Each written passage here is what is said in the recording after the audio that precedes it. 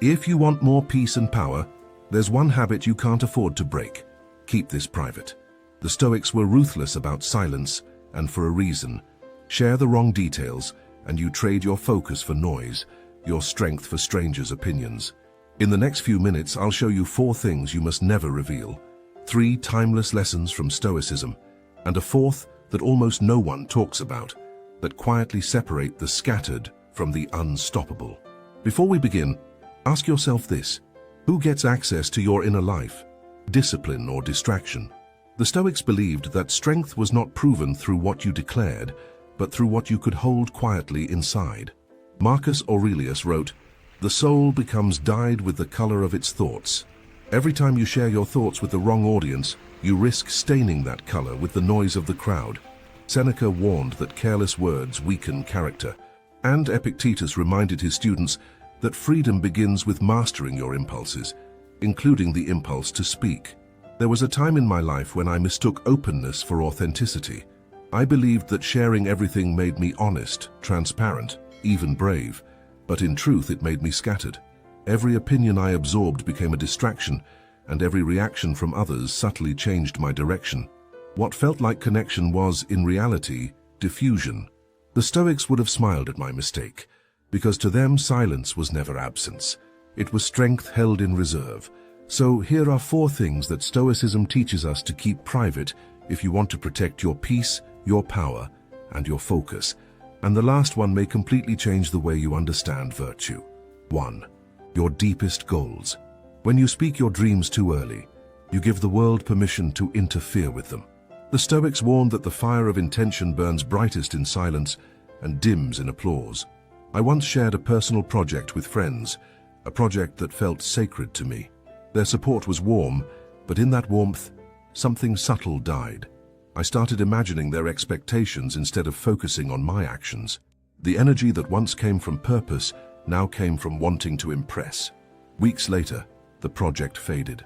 That's when I learned that attention is a thief disguised as encouragement. The Stoics would say, "Don't talk about your philosophy, live it." And the same goes for your goals. When you declare them, your mind releases dopamine, the same satisfaction you'd feel if you had already achieved them. Talking becomes a substitute for doing. Keep your goals like embers hidden beneath ashes, quiet, steady, gathering heat. When the time is right, your results will speak louder than any announcement. Try this practice. Write your ambitions privately. Review them at dawn when the world is quiet. For the next 30 days, share nothing about your plans. Let your silence become momentum. The less you say, the more you'll do. And the more you do, the less you'll need to say. 2. Your struggles and weaknesses. Pain is universal, but wisdom lies in how we handle it. The Stoics didn't deny their suffering. They transformed it into discipline. I remember a season of my life when everything seemed to collapse at once. Work was chaotic, relationships strained, sleep non-existent. I thought that sharing my struggle openly would make me feel lighter. For a few days, it did. But soon I realized that every conversation about my pain made the wound deeper.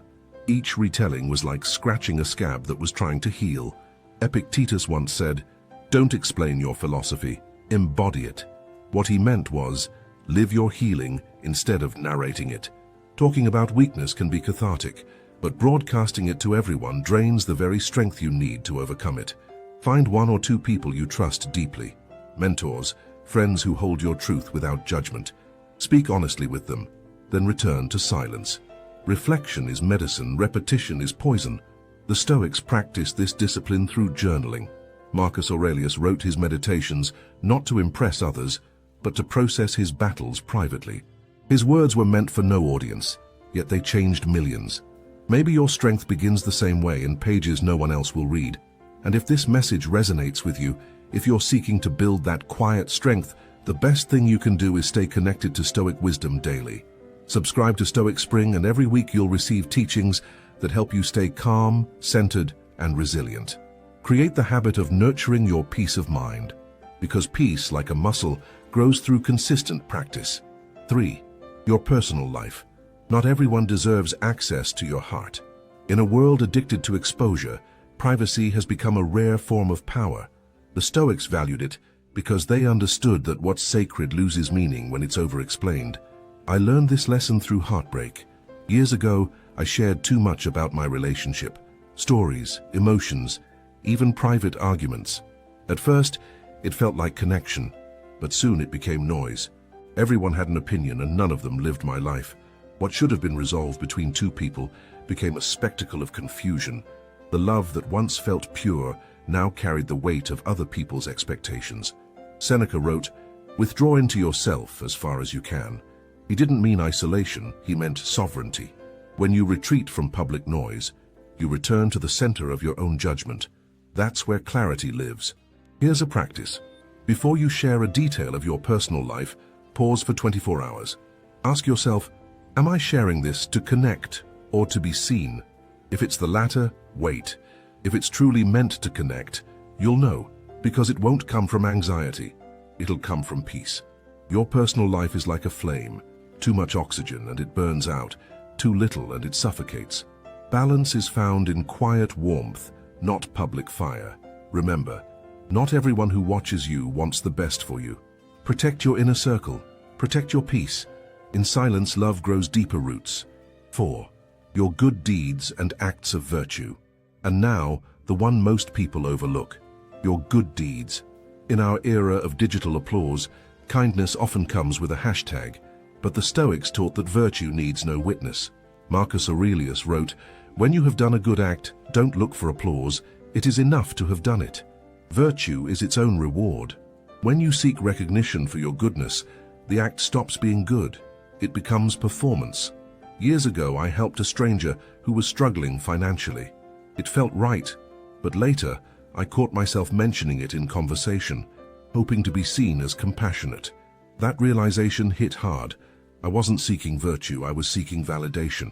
From that day, I made a rule: do at least one act of goodness every week that no one knows about. Those moments changed me more than any public gesture ever could. Try it. Offer help anonymously. Donate without leaving your name. Praise someone behind their back. Notice how free it feels when no one is watching. That's real virtue. Seneca wrote that true greatness doesn't boast, it simply is. Silence purifies intention. The less you talk about your goodness, the more it becomes part of you. Virtue done for applause fades quickly. Virtue done for growth endures forever. When you protect what is private, you protect your power. Every unnecessary word you save becomes energy you can use to build, to endure, to become. The Stoics weren't silent because they feared the world. They were silent because they understood that speech should follow mastery, not replace it. Let's reflect for a moment. Keep your goals private until they're grounded in action. Keep your struggles private until they've become wisdom. Keep your personal life private so it can breathe without judgment. And keep your good deeds private so your virtue remains pure. Each act of restraint sharpens your peace. Each boundary you draw creates inner space. Privacy isn't hiding, it's focus. It's the art of letting your actions make the noise while your soul stays still. Imagine your mind as a walled garden. Inside are the seeds of your best self: discipline, patience, courage. Every time you share prematurely, you open the gate for wind, noise, and distraction. But when you close the gate and tend to your garden quietly, it grows strong enough to withstand any storm. So guard your garden, guard your silence, because peace, once lost to noise, takes time to rebuild. And if you're ready to cultivate that inner peace every single day, remember to subscribe to Stoic Spring.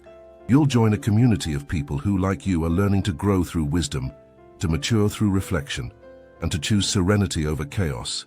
Because when you make peace your daily practice, you don't just survive life, you master it.